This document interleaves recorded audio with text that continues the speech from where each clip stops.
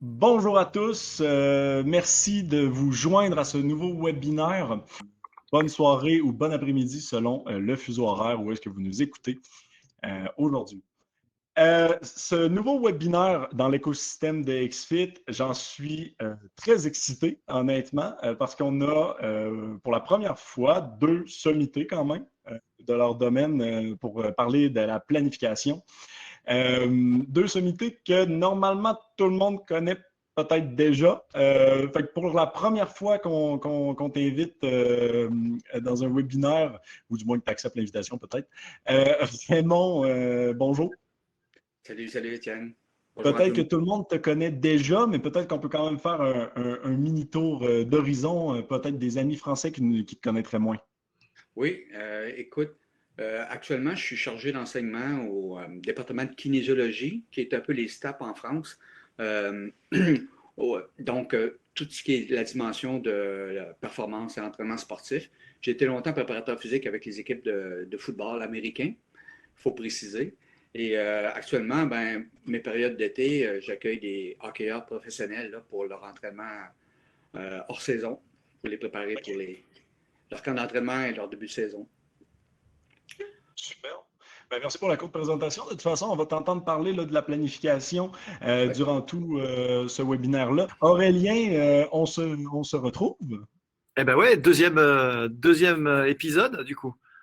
Exact, exact. Ça fait quand même quelques fois là, qu'on fait des collaborations et puis c'est toujours apprécié par tout le monde. Peut-être si quelqu'un ne te connaît pas encore, quelqu'un n'a pas participé à nos précédents webinaires ensemble, ben, je te laisse te présenter. Eh ben bienvenue si vous ne nous connaissez pas effectivement. Alors ben, Aurélien Broussal-Lerval, je suis préparateur physique professionnel, conseiller en sciences du sport, essentiellement dans le haut niveau quand même. Et puis un petit peu comme Raymond, j'interviens aussi dans de la formation et dans de la vulgarisation. Au travers de tout ce que je peux, des livres, des podcasts. Vous avez peut-être entendu ABD Podcast, dans lequel Raymond avait eu la gentillesse de venir. On avait un podcast particulièrement apprécié. Donc podcast vidéo et audio évidemment, des bouquins, des formations en ligne, et puis de l'entraînement sur des sports assez variés. Avec le temps, je me suis un peu spécialisé dans les sports individuels quand même. C'est important à préciser pour les questions qui pourraient être posées. Même si j'ai eu un passage quand même par le football et le volleyball. Là, en ce moment, mon cœur d'action, c'est le golf, le tennis, le judo, le sport auto, le kayak, l'escalade de vitesse, l'haltéro. Voilà, je crois que j'ai oublié personne. Super. En espérant. Sinon, tu as un athlète qui va être un peu fru. C'est ça. Aujourd'hui, tout le monde, on va parler de planification. C'est le sujet, c'est un gros sujet. Puis c'était un bon moment en plus pour en parler, étant donné que récemment, avec l'aide d'Aurélien, on a fait plein de mises à jour dans XFIT, là, dans le logiciel XFIT, au niveau de la planification, donc pour ajouter des fonctionnalités. Donc, ça donnait juste encore plus un bon moment là, pour en parler de la planification, de comment la faire, des trucs à faire attention, des trucs à ne pas oublier, etc. Donc, peut-être pour ceux qui ne me connaissent pas aussi, je peux prendre le temps de me présenter au lieu de commencer trop vite. Grosso modo, je suis Étienne, je vais être Étienne Dubois, je serai l'animateur aujourd'hui. C'est moi qui vais un peu tout guider. Je n'ai pas un background de sport, en fait, donc j'ai un background plutôt de programmation, donc je pourrais quand même participer autour de la planification, mais ça va être beaucoup là, nos deux invités. Je suis le président de XFIT, donc le logiciel pour la préparation physique, donc XFIT, que vous pouvez découvrir là assez facilement, tout simplement, et qui permet donc de faire, entre autres, la planification ou la création de programmes, etc., pour ceux qui nous connaissent déjà. Je prends juste la parole une seconde, Étienne, parce que c'est intéressant de faire d'emblée un parallèle. Parce que pour moi, la planification, évidemment, ça met en musique les sciences du sport, mais c'est la notion de projet qui est derrière. Oui. Et au final, bon, moi, dans différents secteurs d'activité où je collabore avec des ingénieurs, finalement, on se comprend assez bien et assez vite sur ces outils-là, parce que le cœur de la problématique, c'est pas tant de maîtriser le développement de la force que l'organisation des contenus en vue d'un objectif. Et donc, on est vraiment sur un outil méthodologique qui est celui du projet. Voilà, c'est ce que je voulais dire. Et c'est pour ça que c'est intéressant d'avoir à la fois un chef d'entreprise et ingénieur informatique développeur, parce que finalement, on a des problématiques vraiment communes au niveau de l'organisation du travail. Oui, puis en plus, c'est qu'on voit même dans le secteur business, secteur de la programmation, on voit énormément d'évolution dernièrement avec tout ce qui est la planification. Tu sais, on voit, nous, dans plus le côté business, on voit les OKR qui arrivent de plus en plus, etc. Il y a vraiment, il y a vraiment une évolution importante dernièrement. Je ne sais pas si plus grande qu'auparavant, là, mais il y a une énorme évolution qui a lieu dans le côté business. Puis je pense que c'est la même affaire du côté de l'entraînement. C'était peut-être un peu où est-ce que je voulais commencer avec vous aujourd'hui. C'était un peu de voir quels sont les grands changements que vous voyez dans les dernières années. Vers où est-ce que ça s'en va, peut-être? Donc, commençons plutôt avec ça, effectivement. Ouais. C'est une question très très large parce que on a tout à la fois effectivement des outils qui nous donnent les clés de la facilité, de la simplicité, et tout à la fois un univers d'entraîneurs qui est divisé en deux en fait, entre ceux qui résistent et qui ont probablement régressé au fil du temps dans leur exercice de planification. Et puis il y a ceux, les early adopters, qui sont souvent plus jeunes, qui eux absorbent le digital dès le petit déjeuner très facilement. Et du coup, il y a une vraie distance qui se crée entre ces deux générations d'entraîneurs. Et c'est dommage parce que ce que je voudrais dire peut-être à ceux qui sont le moins acculturés à l'outil informatique qui nous écoutent, c'est qu'aujourd'hui, les choses se simplifient énormément. Et qu'on est loin des grosses machines Excel indomptables qu'on avait il y a encore 5 ans, quoi. Et donc, faut pas se laisser impressionner, il faut se jeter dans l'exercice parce que par contre, ces gens-là ont la méthodologie derrière et les savoir-faire beaucoup plus fins et expérimentés, c'est normal, ils ont travaillé plus longtemps sur les sujets et plus difficilement d'ailleurs. Et donc, il faut juste se jeter un tout petit peu dedans, vous allez voir, c'est assez simple finalement. Moi, je dirais que on a été beaucoup inspiré par ce qui se fait en France. Puis, je vais t'avouer que le terme préparateur physique est arrivé tardivement aussi au Québec sur l'échiquier sportif. On a été beaucoup inspiré du modèle américain, des universités américaines, où c'est beaucoup des strength coachs qu'on avait. Donc, des gens hyper spécialisés dans le développement des qualités neuromusculaires. Donc, leur mandat, c'était d'améliorer cette qualité-là. Par chance, depuis les dernières années, l'importance accordée à la préparation physique pour optimiser la performance sportive prend de plus en plus d'importance. D'où l'intérêt d'accorder à la préparation physique aussi ces règles pour bien la planifier. Pour faire court, j'ai été à une certaine époque entraîneur en athlétisme pour les épreuves de sprint et on utilisait à l'époque la planification d'entraînement linéaire, qui était le modèle proposé à l'époque. Mais maintenant que mon terrain de jeu est plus la préparation physique, je suis toujours encore à me questionner, c'est quoi le modèle optimal à appliquer parmi tous ceux qui sont proposés pour desservir les besoins de la préparation physique.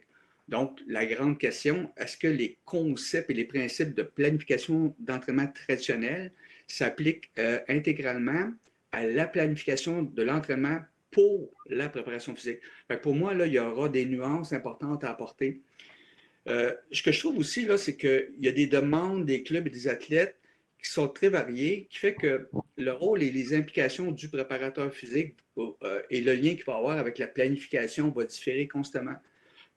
Ce à quoi on assiste au Canada, c'est que tantôt le préparateur physique peut être pigiste. Donc, comme à l'ancienne époque, on va lui demander de s'occuper uniquement d'une composante à améliorer.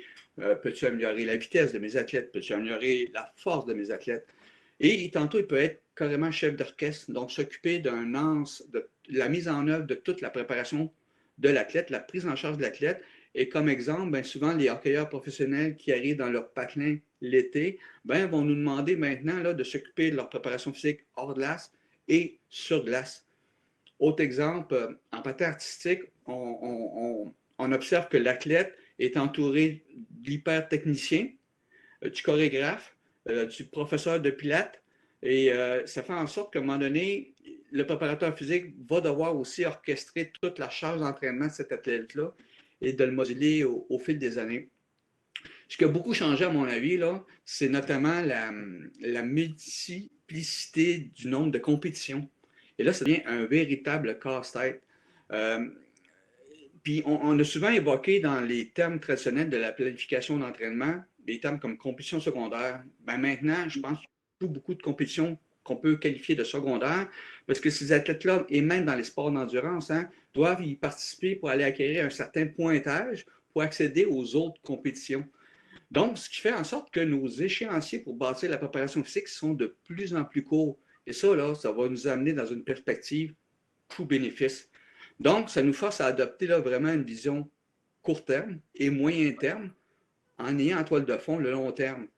Mais en même temps, quand je dis en toile de fond le long terme, je sens tout le temps que je me mens à moi-même parce que plus souvent qu'autrement, puis pour conclure, c'est qu'on est obligé d'agir dans le très court terme, d'agir dans l'immédiat. Fait qu'il faut développer une espèce d'habileté pour répondre efficacement puis proprement à des demandes ponctuelles qui surgissent de manière impromptue. Fait que le casse-tête devient intéressant.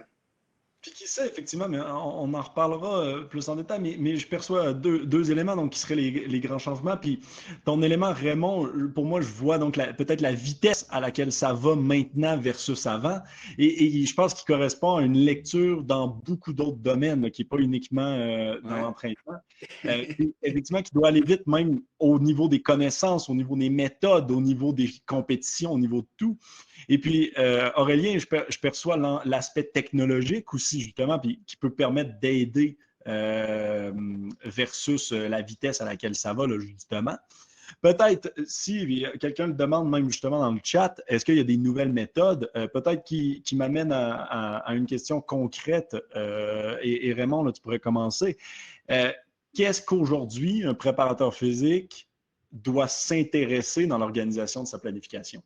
Y a-t-il des nouvelles méthodes auxquelles il devrait se pencher qu'on pourra au pire après développer? Là? Ben, en fait, là, on va tout à l'heure exposer les différents modèles, hein, linéaires, intégrés, polarisés, par bloc, etc.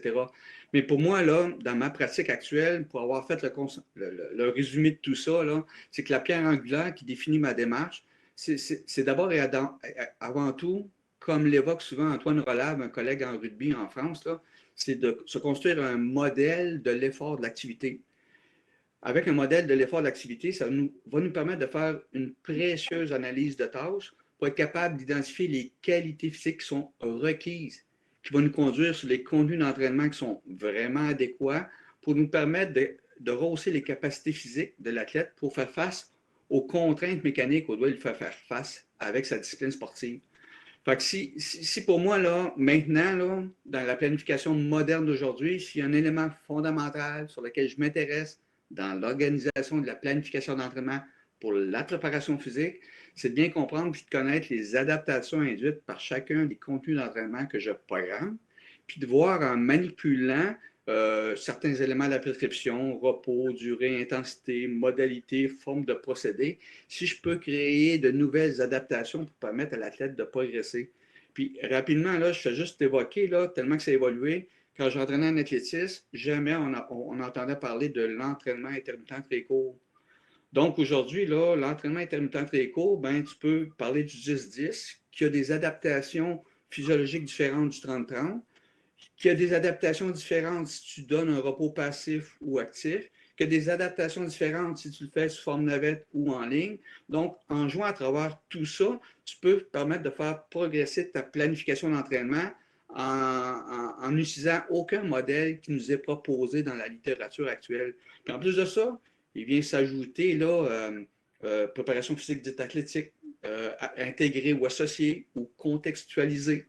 Fait que là, je vais me permettre, et je fais un peu par exprès, avant de te passer la parole, Aurélien, je vais juste me permettre de te lancer un pavé dans la mare. Là. Avec cette réflexion-là, là, on est obligé de revoir ce qu'on entend actuellement là, par période générale dans le plan annuel d'entraînement.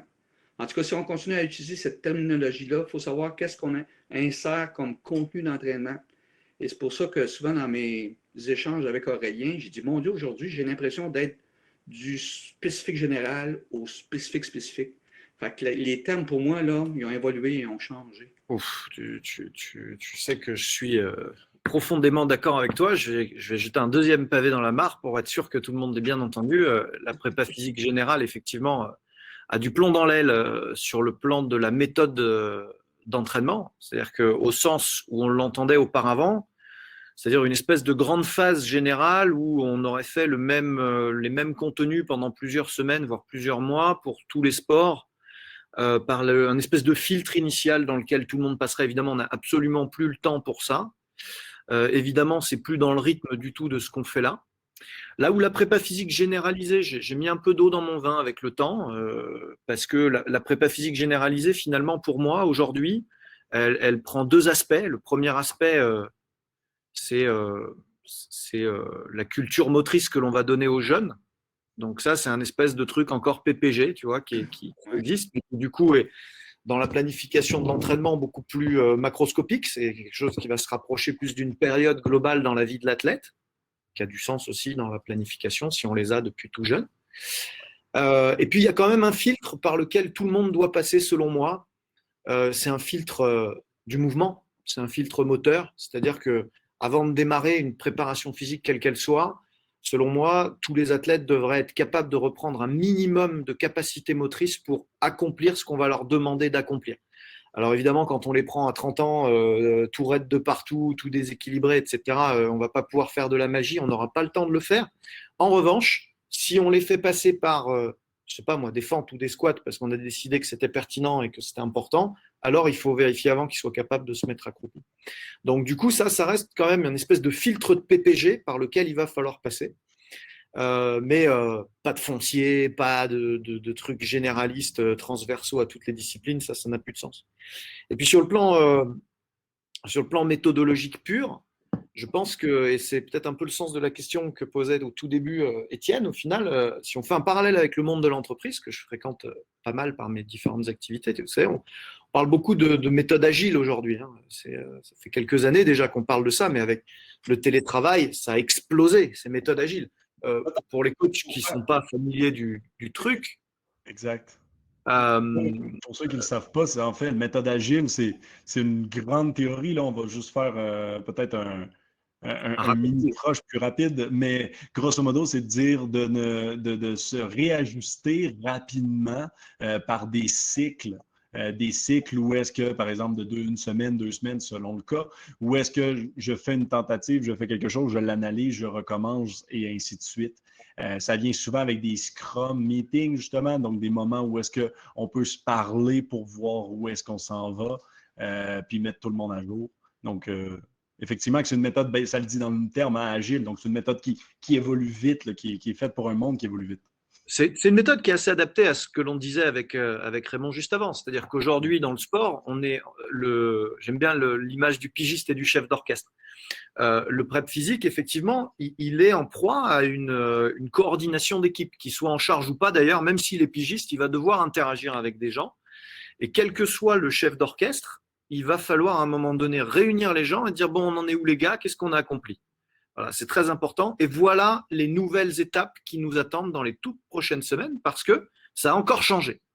Et donc, c'est évidemment hyper adapté au télétravail, c'est hyper adapté au sport, puisque le sport est par essence du télétravail. Je le dis depuis 10 ou 15 ans. Arrêtons de travailler systématiquement autour des exercices complexes, hyper outillés, etc., puisque un tiers, voire la moitié du job du préparateur physique va se faire à distance avec un TRX, un élastique, une chambre à air, une pierre, je ne sais pas, ça dépend des sports dans lesquels on intervient, mais dans l'immense majorité de l'olympisme, 160 jours par an ou 170 jours par an, si on est avec des athlètes de top niveau, ils ne sont pas là, ils sont à distance. Et souvent, le préparateur physique, il reste derrière. Pourquoi? Parce qu'il y a d'autres équipes plus jeunes qui ne bougent pas, qui vont et qui viennent. Donc, bref, le travail, le sport de haut niveau est du télétravail par essence. Et pour finir sur les méthodes agiles, eh ben, effectivement, là où on écrivait un livre tous ensemble, tous en même temps avant, avec à la fin une histoire parfois belle, parfois moyennement bien écrite, là, on va se réunir, on va dire, écoute, Raymond, toi, tu t'occupes des illustrations, on fait tout le chapitre 1, on se revoit dans une semaine, Étienne, toi, tu fais toute la mise en page, et puis Aurel, t'écris le texte. Hein, et puis dans 2 semaines, on se revoit, et puis normalement, le chapitre 1, c'est fini, on le valide, on passe au 2. Et puis dans 2 semaines, boum, le 2, il a sauté, en fait, on passe au 3, on ajuste parce qu'il y a eu une désélection en cours de route. Voilà, c'est ce qui vient d'arriver avec un de mes athlètes en judo. Voilà, Kylian De Blouk, je ne sais pas s'il nous écoute, il est en course olympique, il est très bien enclenché. Voilà, il est un peu blessé, il a fait une compétition en demi-teinte. Il a choisi avec les entraîneurs nationaux d'enchaîner tout de suite avec un tournoi. Donc il n'est pas repassé par Paris, il est reparti, boum, le plan change. On s'adapte, voilà, on s'adapte. Et du coup, de manière très concrète, pour répondre à la question, je crois que c'était de David qui nous demandait s'il y avait des nouvelles méthodes. Il y a des nouvelles méthodes, mais la principale influence sur les nouvelles méthodes, c'est qu'on va travailler de plus en plus sur des cycles précis de 4 à 6 semaines, avec une trame très globale de périodisation par bloc, crac, crac, crac. Par contre, la programmation précise, je ne sais pas comment tu procèdes toi Raymond, mais nous, en tout cas ici, c'est de plus en plus sur 4 à 8 semaines, parce que c'est là où on a une visibilité assez constante, et puis après, on va ajuster. Je veux justement parler, puis Raymond en a parlé tout à l'heure d'entraînement linéaire versus non linéaire, là, qui est une des techniques, une des nouvelles méthodes, peut-être de plus en plus. Mais avant, pour moi, Aurélien, il y a un énorme glissement qu'il faut faire attention, par contre, avec la méthode agile, puis je pense que les deux, vous allez être d'accord là avec moi. Moi, ce que je vois souvent comme glissement avec la méthode agile, c'est de jouer à la girouette, en fait.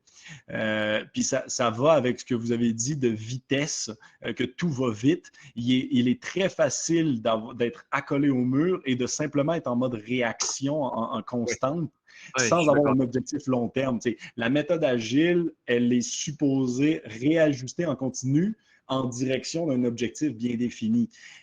Donc, elle ne s'affranchit pas du plan.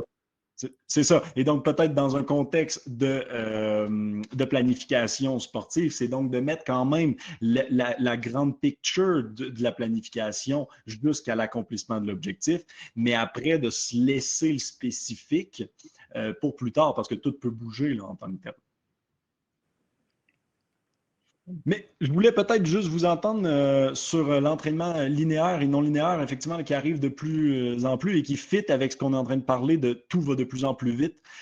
Donc, est-ce que maintenant on fait même de l'enchevêtrement de périodes et Ouais, tout? ouais. Alors, c'est pareil. En fait, l'entraînement non linéaire a pour moi le même défaut d'appréciation à l'emporte-pièce que la méthode agile. C'est-à-dire que certains coachs mal formés ou mal informés sur le sujet s'en emparent en se disant bon bah c'est rock'n'roll, tout est possible quoi. Pas du tout. L'entraînement ondulatoire, ça veut pas dire l'entraînement aléatoire. C'est hyper programmé, hein. C'est hyper planifié. C'est-à-dire que concrètement, on prévoit d'avance que des phases vont s'entremélanger, vont s'enchevêtrer, qu'il va y avoir des piqûres de rappel, des previews sur les phases d'après, mais elles sont bel et bien programmées.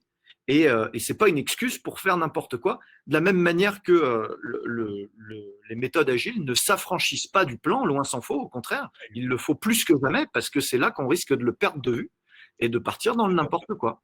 Oui, puis de le perdre rapidement parce que dans toutes les itérations, on va le perdre, il va s'effriter. C'est vraiment important de le définir. Là, oui. Ouais. On entend beaucoup de nos jours là, les modèles linéaires, modèles blocs, modèles intégrés. On peut même mettre là-dedans le modèle polarisé. En fait, tous ces modèles-là peuvent nous donner des dividendes. Puis j'ai bien aimé ce que tu as évoqué, Étienne. Est-ce qu'on peut les mixer? Bien, tout à fait. Moi, je pense que l'idée, c'est de comprendre le principe derrière ces différents modèles-là. Et le modèle par bloc, ben, tout le monde s'entend en dire, dans une perspective de développement à long terme, il devient de plus en plus difficile d'améliorer les qualités physiques de l'athlète.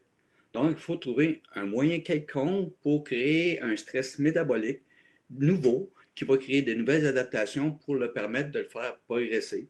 Mais il y a certains modèles, puis par bloc, qui répondent très bien, mais ce n'est pas le seul non plus. Puis à l'occasion, le modèle par bloc est difficile à appliquer parce que si je décide, par exemple, de passer de 2 entraînements musculaires à 4 pour induire une concentration de charge sur le développement des qualités de puissance ou de force, mais encore faut-il que j'aie accès à mes infrastructures s'il y a beaucoup d'autres groupes d'entraînement qui s'entraînent au même endroit que moi. Fait que ça demande une flexibilité d'horaire. Mais ceci dit, ne perdons pas de vue à long terme, c'est que c'est difficile de créer d'autres adaptations physiologiques. Trouvons un moyen quelconque pour créer un nouveau stress métabolique. C'est pour ça que, avec le temps, en m'inspirant de tous ces modèles-là, et là, je vais partager rapidement les diaporama, où ce que la base de mon travail, et c'est pour ça que je l'ai un peu évoqué, c'est de proposer un modèle de l'effort pour définir les contraintes musculaires. Oh, essayer de le trouver. Le voilà. En fait, là, chaque sport aurait son modèle. Celui que je te propose, ben, il s'applique beaucoup au sport collectif, au sport duel, mais ce modèle-là n'est pas applicable à l'escalade, par exemple. Donc, c'est à l'entraîneur d'élaborer son propre modèle qui va lui permettre de vraiment identifier les qualités physiques qui sont requises. Un coup qu'il a identifié les qualités physiques requises, ben, avec un code couleur, ben, c'est de leur donner une importance relative à chacune d'entre elles, parce que pour certains, il va mettre ses billes plus à un endroit qu'à un autre. Hein. Et lorsqu'il aura identifié tout ça, ben là, il pourra identifier les contenus d'entraînement qui sont appropriés pour entraîner ces qualités-là. Et après avoir fait tout ça, ben, c'est à lui de les assembler dans une semaine type d'entraînement en espérant créer le moins d'interférences du développement de qualité sur une autre. Et un coup que ça c'est fait, au gré du plan annuel d'entraînement, c'est là que j'évoque de bien connaître les adaptations que je peux induire avec mes contenus d'entraînement pour ensuite, boum, les faire évoluer pour justement créer un nouveau stress métabolique pour induire d'autres adaptations. Et après ça, ben, les règles de planif visuel s'appliquent. Il faut moduler le volume de travail de semaine en semaine, créer des semaines à plus gros volume, des semaines de décharge d'entraînement. Puis avec ça, ben, tu t'amuses, préparation physique athlétique, intégrée, contextualisée. Maintenant, c'est plus le modèle que j'utilise, fortement inspiré des modèles de la planification traditionnelle qui gère l'ensemble de tous les déterminants de la performance. Fait que si j'ai un modèle que j'exploite beaucoup pour la préparation physique, ben c'est vraiment cette démarche-là. Peut-être, je voulais pas nécessairement parler énormément de la situation COVID actuelle, mais en même temps, il y a tellement de questions autour de ça dans le chat. Est-ce que tout ce qu'on est en train de dire change à cause de aucune compétition pendant beaucoup de mois? Y a-t-il un changement par rapport à ma planification, par rapport aux blocs, aux différents blocs? Est-ce que, vu que c'est une longue pause, je devrais faire du linéaire, est-ce qu'on a des indications par rapport à ça? Oui, forcément, forcément, ça change énormément. Les deux conséquences principales dans le sport de compétition, c'est que d'abord, on a eu, en tout cas ici en France, avec le confinement qu'on a vécu, une phase de développement à long terme sans coupure, comme on n'en a jamais dans la carrière d'un sportif. C'est-à-dire que pour la première fois de ma carrière, j'ai pu faire un développement de manière complètement contrôlée, sans aucun aléa, sans aucune coupure. Alors un peu contrainte par le manque d'équipement et de matériel, donc forcément orienté sur du poids du corps, du TRX, du kettlebell, des choses qu'on pouvait emmener en confinement. Mais n'empêche que d'un point de vue méthodologique, il y a eu cette phase où j'ai pu faire passer un cap énorme à tout le monde. Donc c'est vrai qu'on n'arrive jamais à avoir cette espèce d'idéal qu'on a dans les bouquins, et là on l'a eu. Voilà. Alors après, on l'a payé cher parce que d'un seul coup, on est rentré dans une phase de reprise entre guillemets, où là, on a vécu annulation de compétition sur annulation de compétition. Et on est tombé dans l'incertitude totale, c'est-à-dire que d'un seul coup, on a tout perdu parce qu'on s'est retrouvé à faire des nanocycles. Enfin, moi, en tout cas, c'est comme ça que je l'ai géré. Gérer des nanocycles de développement / rappel de force avec nanocycles d'explosivité pour être tout le temps un petit peu dans un maintien neuromusculaire élevé. Et puis, bah, quand il y avait une annulation, boum, récupération immédiate pour pas cramer les athlètes. Mais du coup, on était vraiment dans l'adaptation. Je ne sais pas comment toi, tu as fait, Raymond, par rapport à ça. Écoute, je n'ai pas été exposé tant à ces problématiques-là, mes collègues, beaucoup. Puis, ce que tu as évoqué, c'est exactement l'état des lieux auquel ils ont fait face. Puis, ils ont utilisé carrément les mêmes stratégies que tu as appliquées pour être capable au mieux de maintenir à flot leur capacité physique. Hein. Fait que, en même temps, c'est de voir, là, OK, à quoi j'ai accès comme équipement. quelles sont les qualités qui ont tendance à souffrir d'une réversibilité la plus rapide? Est-ce que j'ai un contenu d'entraînement qui est capable d'impacter sur plusieurs qualités en même temps? Exemple, là, je trouve qu'il est quand même assez accessible et facile de continuer à faire du 10-10 en course à pied, qui à la fois va impacter sur les qualités aérobies, mais qui a déjà, par le volume qu'on peut faire avec ces contenus d'entraînement-là, ben, impacté indirectement sur la capacité à répéter. Donc, essayer de trouver coût-bénéfice, un contenu d'entraînement qui est capable de rester assez large pour limiter les dégâts. Ouais, c'est intéressant. Je vais répondre à Steve. Je vais aller au fond de cette discussion-là parce que c'est quand même hyper important et totalement lié à l'actualité, mais aussi à l'exercice de planification. Steve, qui te posait la question à toi, Raymond, mais tu n'as peut-être pas vu dans le truc. Je vais la prendre. Oui, dis-le. Je viens Comment d'apparaître. bien répartir les phases d'entraînement malgré la pandémie, sachant que mon équipe est supposée être en phase de compétition. Bref, comment les rendre, les prendre en charge pour les préparer pour l'an prochain. Quelle méthode utiliser malgré que la saison est dans 7 à 8 mois. Et donc, effectivement, ça rejoint ce qu'on se disait là, c'est-à-dire que c'est finalement quelque part une chance. Steve, tu es dans la phase que je décrivais pour nous, qui était là exactement il y a un an, en fait, qui démarrait exactement il y a un an.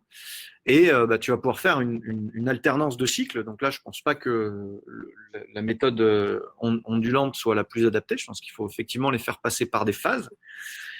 Gérer une alternance de volume et d'intensité en fonction des thématiques que tu vises, et du coup passer par toutes les cases les unes après les autres des paramètres neuromusculaires et des paramètres d'endurance propres au volleyball, principalement quand même du neuromusculaire en volleyball. Et on va avoir le temps de se faire succéder les séquences de développement de l'endurance de force, puis de la force max, puis de la puissance orientée sur la force ou la vitesse en fonction des profils de sportifs que l'on aura définis, avant de finir sur l'explosivité, le tout en deux cycles de 4 mois. Ça nous permet de faire un développement complètement neutre et non entrecoupé de phases de jeu ou de blessures. Parce que la pratique du volleyball, par exemple, est particulièrement déstructurante pour les joueurs, on le sait. Et donc, on va en plus de ça pouvoir en tâche de fond les faire progresser sur la mobilité. Ça peut être une saison qui sauve les suivantes. Oui, j'ajouterais à ça, là, les entraîneurs ont le droit de se donner des permissions pour aller créer de nouvelles sollicitations qui ne sont peut-être pas conventionnelles. Lorsqu'on parle, par exemple, d'entraînement intermittent très court, on fait souvent référence à l'utilisation d'appareils cardiovasculaires, course à pied, sur le vélo, etc. Mais d'expérimenter un 10-10 sur des steps, vous avez à la fois là, un aspect sollicitant cardiovasculaire et aussi au niveau de la mobilisation des appuis qui maintient une espèce de raideur musculo-tendineuse qui est très pertinente pour un joueur de volley, par exemple. Il est possible de créer des espèces de combinaisons. Donc, aller jouer dans vos fantaisies, ça fait du sens. C'est peut-être pas prouvé dans la littérature les impacts de ces contenus-là. Mais si la logique fait partie de la création de ce contenu-là, ben, c'est approuvé tant qu'à moi, à ce niveau-là. Ouais, j'ai une autre question à laquelle je souhaite répondre. Excuse-moi, Étienne, je digresse un peu, mais je trouve ça intéressant. On a des questions hyper pertinentes ce soir. C'est celle de Gaëtan qui m'interpelle sur le coaching à distance. Est-ce que c'est plus facile à mettre en place avec un sportif avancé, voire de haut niveau, que monsieur tout le monde qui risque d'avoir des problèmes à se prendre en charge seul? Il faut savoir que les 3/4 des sportifs de haut niveau sont des assistés, qui ne sont pas capables de se prendre en charge seuls. Alors des fois, c'est par nature, parfois c'est par expérience, parce qu'ils sont encore jeunes, et puis souvent, c'est parce que le système les a créés comme ça. Tout à fait. Et je pense que c'est pareil avec monsieur et madame tout le monde. Moi, je suis un fils d'éducateur, donc pour moi, tout est éducation. Pour moi, ça, je peux même renchérir. Là, pour moi, pour les gens, souvent, le fait de la distance est synonyme d'autonomie à 100%. Distance avec les bons indicateurs de performance en place, avec la bonne planification, justement, etc. C'est hyper facile de savoir où est mon athlète, où mon client du grand public, où est-ce qu'il est rendu par rapport à où est-ce qu'il devrait être. Même sa perception de l'effort après son entraînement, d'avoir les données justement quand il est tout seul. Aujourd'hui, un entraînement à distance peut même être fait avec une caméra.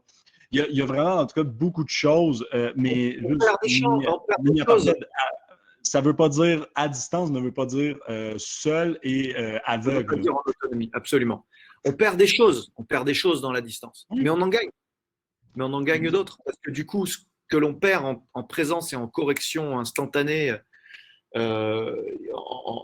finalement en support instantané, on le gagne en rigueur, parce que du coup, il faut compenser ça. Moi, pour la première fois, pendant le confinement, j'ai commencé à entraîner un athlète à distance. J'ai un de mes athlètes que je n'ai jamais vu. Voilà. Je ne l'ai jamais vu en vrai. Donc, dès que ça va être possible, il va venir en stage, évidemment, on va compenser. Mais n'empêche que ses perfs augmentent de manière spectaculaire. Il se structure, il ne se blesse pas. On fait des coachings à distance, on fait des régulations en vidéo.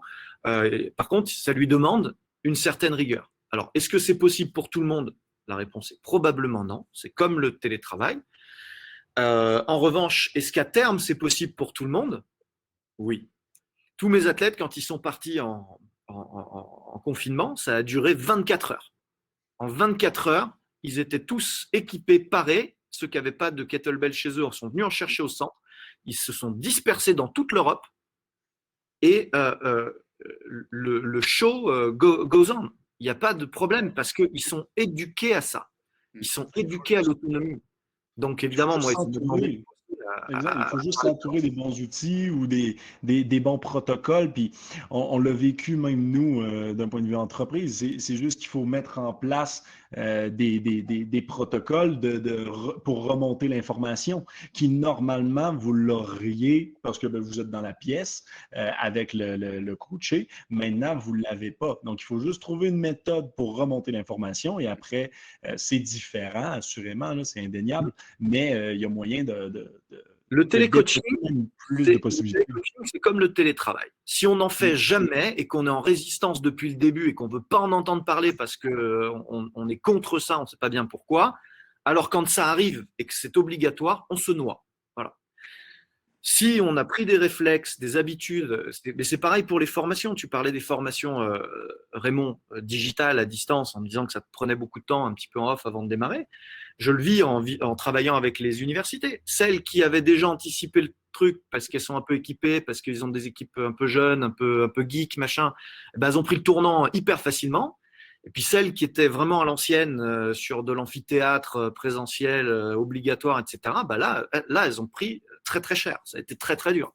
Et du coup, tout le monde est obligé de bosser 4 fois plus pour un résultat 4 fois inférieur. Voilà. Alors, je ne dis pas que l'avenir est 100% digital. Je reste persuadé que l'avenir est mixte. Hein. Voilà. Mais que l'outil digital transcende les possibles quand même. Et en même temps, les adaptations que ça a obligé à faire pour les athlètes, ça va les servir beaucoup plus tard. Il y a des comportements qui ont été modifiés, là. C'est sûr, ça va rapporter après la pandémie. Il y a des comportements qui vont se conserver et qui vont être favorables à leur développement. Bien sûr, on va bien beaucoup moins moi, bon, je suis un peu plus j'utilise du coup XFIT depuis la pandémie. J'avais d'autres outils avant ça, mais qui étaient moins intégratifs pour les athlètes, qui étaient mes outils à moi, digitaux que je pouvais envoyer, mais dans lesquels on ne pouvait pas interagir comme on peut interagir aujourd'hui avec XFIT. Il est évident que ça va remplacer leur carnet d'entraînement, que certains ne prenaient pas le temps de remplir. Pourquoi? Parce qu'ils étaient avec moi. Là, maintenant, ils sont dans le rythme, ils sont dans l'habitude de nourrir l'application. Ça prend 3 secondes et demie. C'est dans leur culture, en plus de jeunes, d'interagir avec le smartphone. Fin de l'histoire. Il y aura un monde d'après, c'est clair. Ça permet de remonter l'information. On parle depuis tout à l'heure, en fait, de tout ce qu'il faut faire, puis des techniques linéaires, non linéaires, par bloc, etc.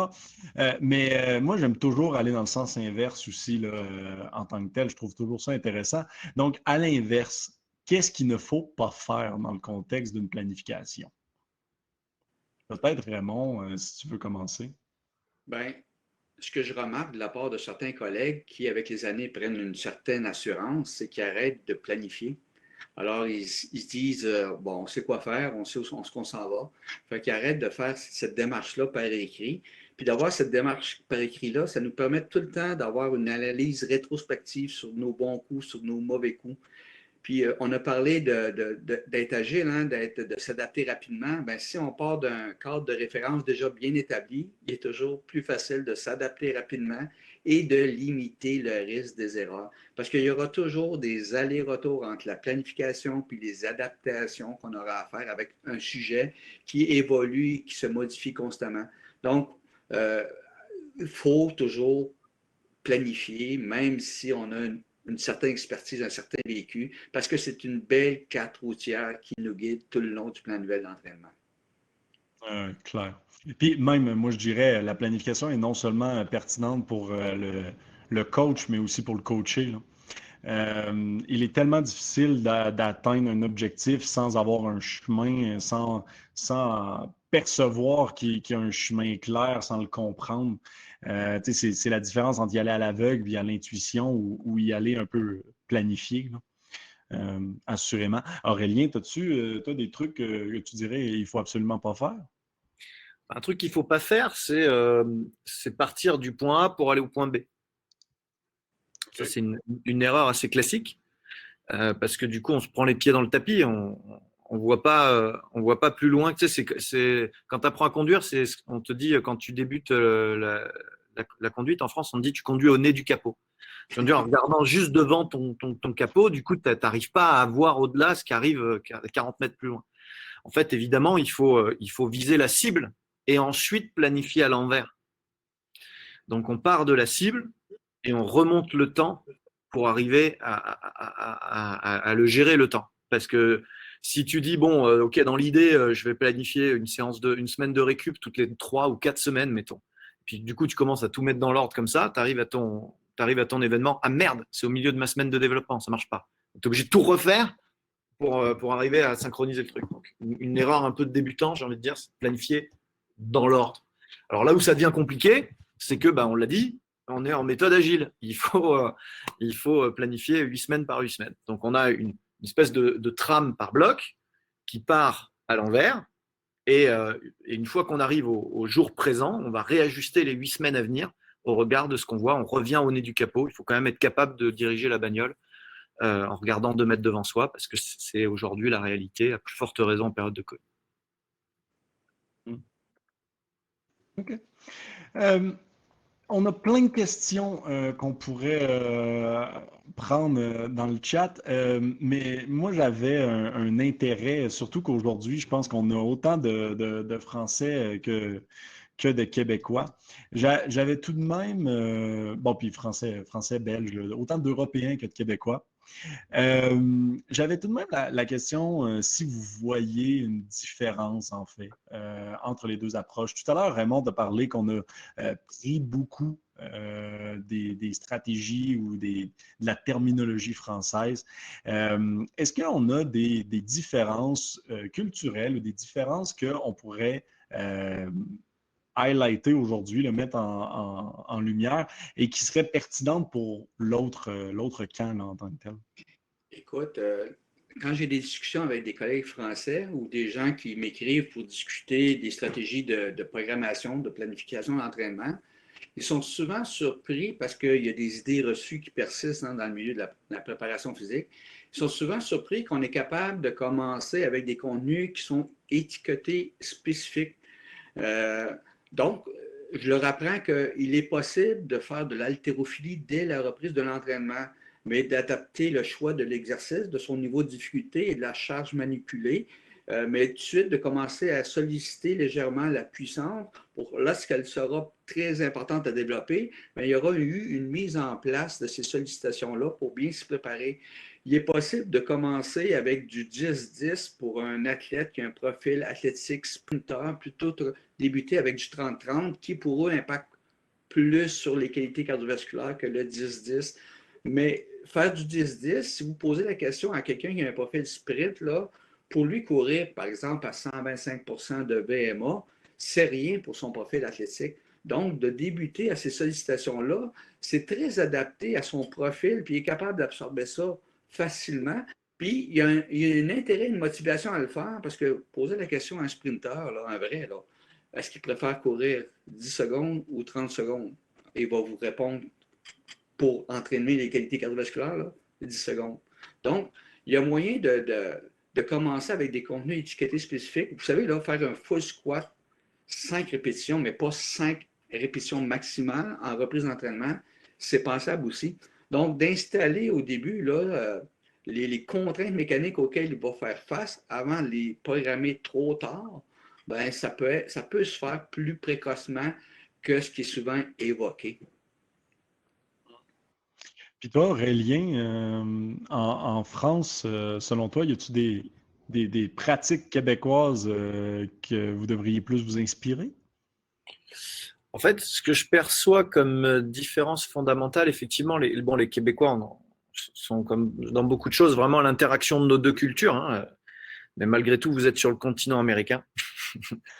Et ça, concrètement, ça se ressent. On le voit dans les écrits, notamment sur la planification. Quand on voit le livre de Tudor Bompa, qui est excellent, ça reste des ouvrages qui sont bercés de poids et haltères.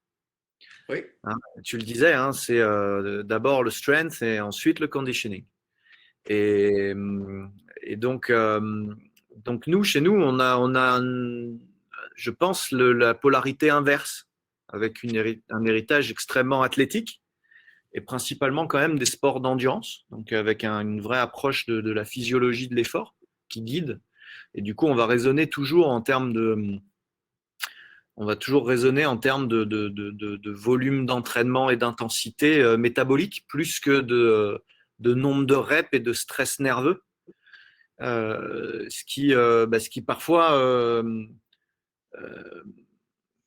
influence profondément la planification. C'est vrai que quand on regarde les écrits de Charles Poliquin ou de Thibaudeau ou de Bompa, ou qui sont des grands auteurs, hein, qui sont des gens extrêmement pertinents, clairement, tout est guidé par le neuromusculaire, quoi. Tout est guidé par ça. À l'inverse, en France, personne passe une licence STAPS sans savoir ce que c'est que le VO2 max ou maîtriser les différents rythmes de développement de la VMA. Et du coup, on est vraiment sur des rythmes physiologiques dans l'approche de la planification, de la récupération, etc. Et c'est sûrement l'intersection des deux que la performance complexe dans les sports complexes réside. Évidemment, quand on est sur des sports à grosse dominante neuromusculaire, je pense à l'haltérophilie, on parlait tout à l'heure du volleyball, la partie endurance dans le volleyball est beaucoup plus limitée qu'en rugby, par exemple.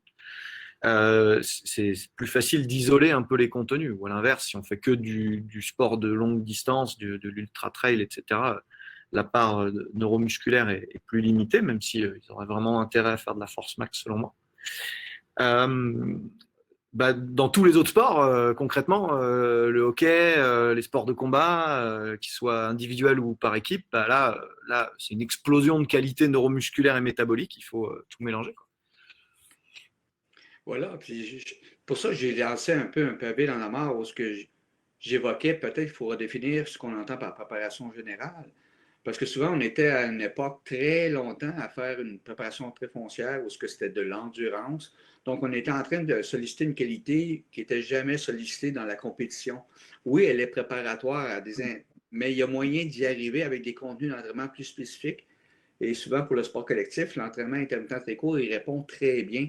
Donc, pour ça, j'évoque qu'il y a eu une évolution au niveau de la précision de certains contenus d'entraînement, puis la façon d'aborder le développement des qualités aérobies, mais maintenant se conçoit différemment et probablement mieux adapté aux réalités d'aujourd'hui, puis répondre à des problématiques coût-bénéfice plus adéquatement. Donc, attends, on perd beaucoup de temps, là. On est surpris, il y a des entraîneurs qui sont surpris lorsqu'on leur évoque, oui, vous pouvez faire sprinter vos athlètes dès la reprise d'entraînement lors des premières séances, mais ce n'est pas un sprint à vitesse maximale, c'est un sprint à vitesse sous-maximale. Il n'y a pas meilleure façon de créer des adaptations au niveau de l'ischio-jambier pour éviter des problématiques futures quand les sprints vont devenir à intensité maximale. Fait que vous pouvez faire des sollicitations générales, jamais elles seront aussi spécifiques que de faire l'activité en soi sous-maximale. Donc, de ne pas aussi s'en priver. C'est là mon point un peu. Ouais. Ouais, c'est pas parce qu'on commence par du spécifique immédiatement qu'on commence par de l'intensité, hein. Voilà. Les théoriciens de l'INSEP, depuis la fin des années 90, nous parlent beaucoup du VIX, volume, intensité, complexité, spécificité. C'est pas parce que le curseur de la spécificité est au max que le curseur de l'intensité et du volume sont au max. On peut jouer avec de la même manière. Et donc, effectivement, on peut. Les haltérophiles attendent pas 6 mois avant de commencer à faire de l'haltérophilie. Voilà. Tout est dans une question de progression. Hein? Alors, c'était nous autres à manipuler ça intelligemment. Là.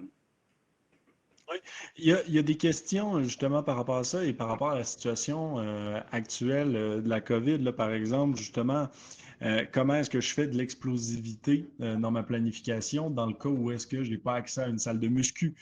Ou est-ce que si mon client, mon athlète a juste un TRX, est-ce que je peux quand même faire des tests de préparation?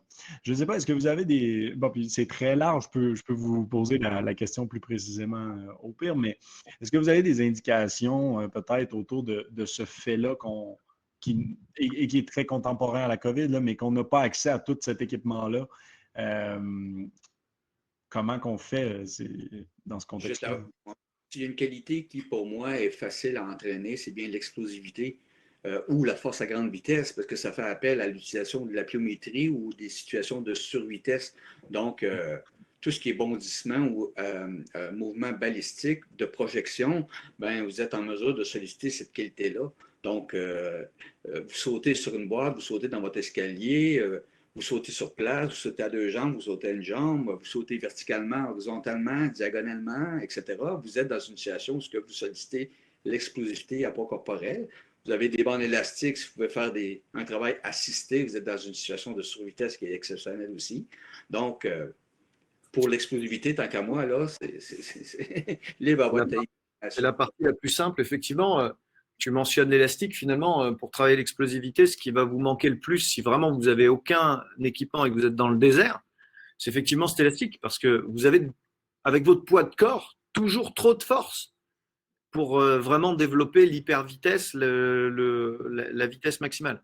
Donc, du coup, vous allez pouvoir travailler que sur une charge déjà moyenne lourde. Donc, vous ne pourrez balayer qu'une petite partie du spectre force-vitesse. Donc, au final, le poids du corps nous permet déjà de faire beaucoup de choses. Si on rajoute un élastique, on va encore un petit peu plus loin. Et puis après, voilà, on va jouer sur les régimes de contraction. Raymond mentionnait la pliométrie, c'est effectivement un outil fantastique.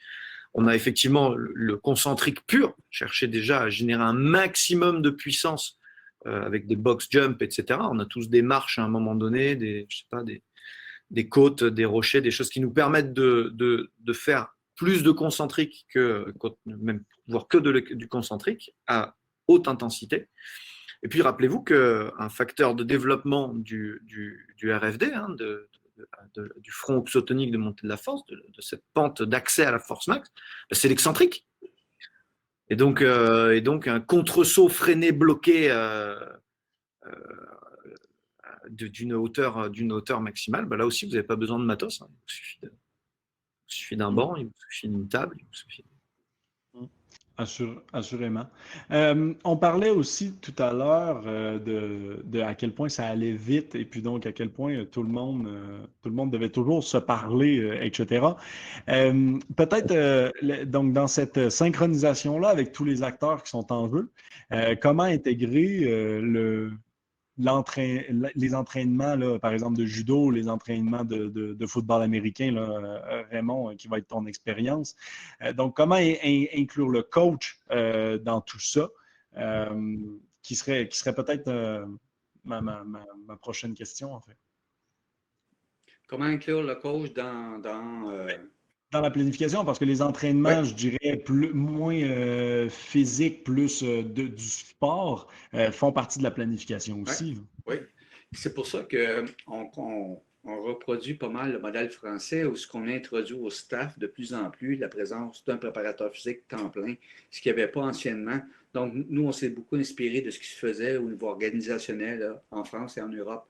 Donc, en même temps que tout ce qui est quantification de l'entraînement est venu sensibiliser l'entraîneur sur le stress qu'il provoquait à son athlète en quantifiant ses exercices technico-tactiques.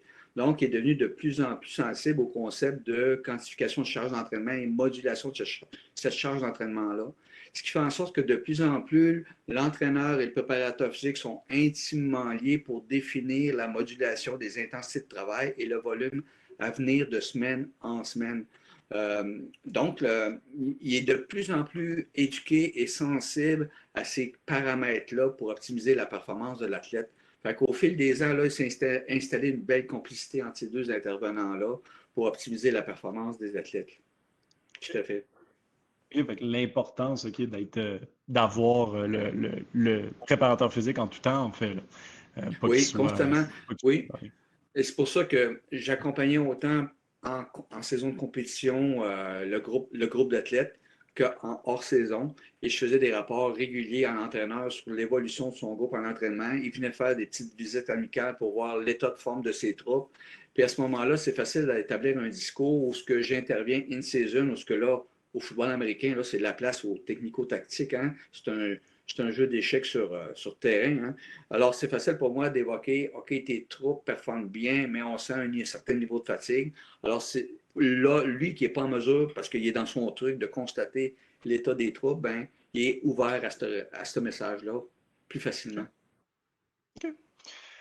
En tout cas, peut-être pour terminer dans tout ce qu'on est en train de dire, puis on va dépasser là, l'heure qu'on avait dit tout le monde, mais inquiétez-vous pas, là, vous allez recevoir l'enregistrement, comme on disait là, au départ.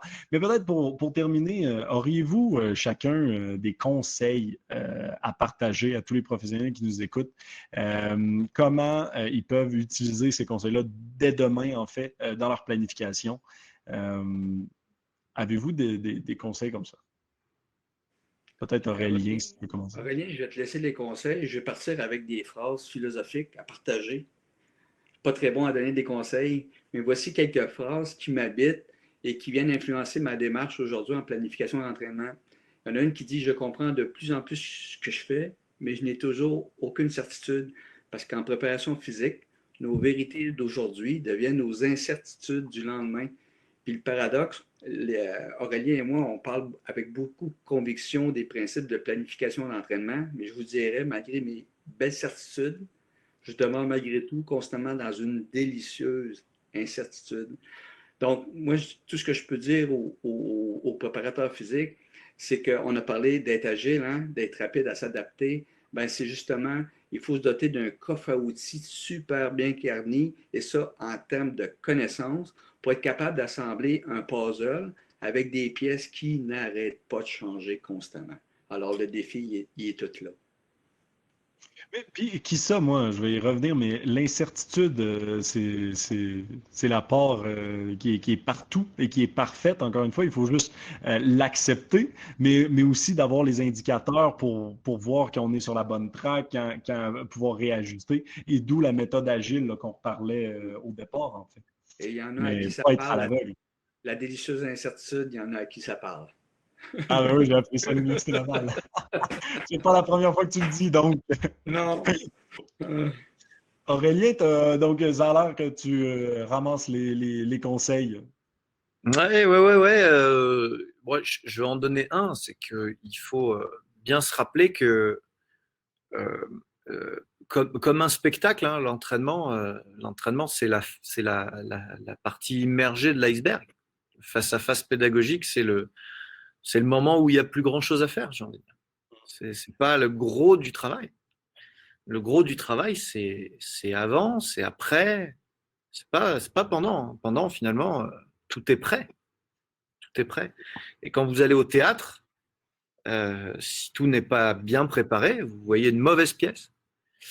Si par contre, vous voyez un super spectacle, c'est parce que ça a été bien préparé. Et donc, ce que je reproche, moi, à certains de mes contemporains, c'est de ne pas assez travailler. De ne pas assez travailler en dehors des séances et de venir un peu les mains dans les poches en se disant qu'au talent et avec la bite et le couteau, pour reprendre l'expression de certains d'entre eux qui en plus en sont fiers, viennent avec leur œil de maquignon de merde improviser une séance. Et ça fait un très mauvais spectacle. Ça fait un très mauvais spectacle. Il faut impérativement être mieux préparé que ça Et pour ça, il faut planifier. Il faut se projeter, il faut ajuster, il faut faire le point. Et plus on est nombreux sur scène, et plus c'est vrai. Ouais. Ben, moi aussi, je pense, puis dans les conseils, si peut-être, puis là, ça c'est un mot, je ne sais pas s'il est arrivé dans le monde de l'entraînement, là, mais les OKR, avez-vous reçu ça un peu de votre côté? ZOKR. OKR. C'est quand même un concept qui, je trouve, résume à perfection ce qu'on est en train de dire. OKR, ça veut dire objectif, key indicator et résultat, là, tout simplement. Et l'idée en arrière de ça, c'est de dire, puis je trouve que ça correspond parfaitement à la planification, et c'est ce qu'on utilise, par exemple, chez XFIT, c'est de dire, à la base, j'ai besoin d'un objectif, qui est au final la fin de la planification. Ensuite, je veux des indicateurs, les keys, le K, qui est normalement énuméré comme KPI, en fait, là, et qui est grosso modo de dire, je ne peux pas naviguer à l'aveugle. Et au final, donc, des résultats. Et donc d'analyser les résultats pour ensuite redéfinir au pire le plan de match en continu et de rester agile comme ça, mais l'objectif n'est pas supposé changer, les indicateurs ne sont pas supposés changer et c'est surtout important d'avoir ces indicateurs-là qui remontent en continu pour ne pas naviguer à l'aveugle. En fait, là, tu ferais pas la traversée de l'océan sans boussole. Là, donc, il ne faut pas le faire non plus avec un athlète ou avec un grand public. Il ne faut pas oublier que non, les OKR n'ont pas perfusé jusqu'à nous.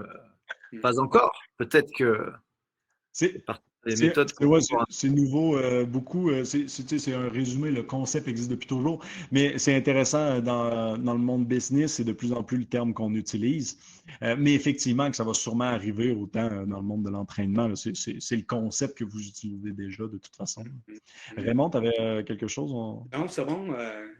Tu me faisais penser là, les questions à se poser quand on démarre une nouvelle planification. Là, ça va dans le sens de ce qui est évoqué. Hein. Il ne faut pas oublier que le point de départ, c'est l'athlète. Donc, il faut savoir à qui s'adresse la planification. Et souvent, le point de départ, il est différent, comme nous le rappelle Jean-Benoît Morin. Puis le point d'arrivée, c'est la performance. Donc, on a beau construire la plus belle des performances qu'on souhaite. Si en bout de ligne, on n'a pas impacté positivement sur la performance, on a donné un coup d'épée dans l'eau. Donc, toutes les notions de transfert et de programmation, planification, là, c'est drôlement important parce que le point d'arrivée, c'est la performance. Je veux pas nécessairement prendre plus de temps. Est-ce que vous sentez qu'on a oublié quelque chose, les gens dans le chat? Si vous avez des questions que vous sentez qu'on n'a absolument pas répondu, n'hésitez pas à nous écrire. Autrement, si vous voulez pousser plus loin, de toute façon, la réflexion autour de la planification, vous pouvez très bien là, aller voir sur le site de Aurélien. Il y a une formation justement sur la planification. Donc, je peux vous mettre le lien. Je vais mettre le lien, ouais. Oui, mais c'est ça, si tu veux mettre le lien, juste si vous voulez pousser plus loin. Je ne sais pas effectivement si vous sentez, Raymond, Aurélien, qu'on n'aurait pas couvert un bout de sujet qui aurait été hyper important. Oh, on en a plein qu'on n'a pas couvert de manière délibérée. On n'avait qu'une heure. Il aurait été intéressant de planifier la récupération et les outils de récupération. Peut-être ça fera l'objet d'un autre webinaire. Oui. D'où l'intérêt, là, tu l'as bien mentionné, toutes les formations qu'Aurélien donne, c'est d'être capable de se référer à un mentor pour exposer nos contenus en planification d'entraînement. Finalement, c'est se mettre à nu vis-à-vis de quelqu'un pour qu'il puisse nous donner son point de vue. Alors, il n'y a pas plus formateur que ça. C'est pour ça que les blogs, les Aurélien comme intervenant là, en France et partout, finalement, là, ça nous prend des personnes ressources à qui se fier là, pour éviter de perdre la vue d'ensemble. Clair. Non, puis se remettre en question, de toute façon, ça a toujours été juste formateur. Il faut retirer l'ego, que moi je dis toujours, et puis poser des questions. Mais merci vraiment, Raymond et Aurélien, là, de vous être joints à nous aujourd'hui.